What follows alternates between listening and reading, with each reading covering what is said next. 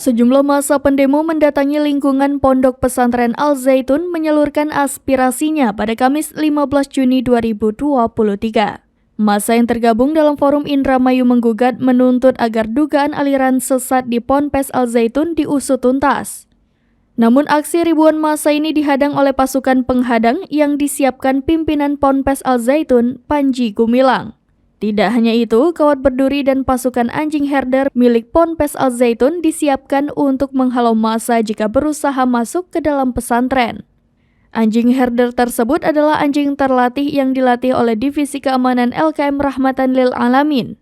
Syekh Panji Gumilang menyebut pihaknya aman dengan keamanan yang dimiliki. Saking kuatnya pertahanan Syekh Panji Gumilang, massa pendemo tertahan di depan gerbang. Massa hanya saling dorong dengan polisi yang berjaga dan massa tandingan yang disiapkan Syekh Panji Gumilang.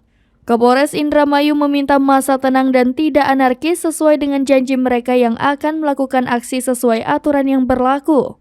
Koordinator aksi demo Al Zaitun, Syahid Mukhlisin mendesak agar MUI dan Kemenak segera turun tangan untuk mengusut tuntas soal dugaan ajaran sesat karena lembaga itu yang memiliki kewenangan.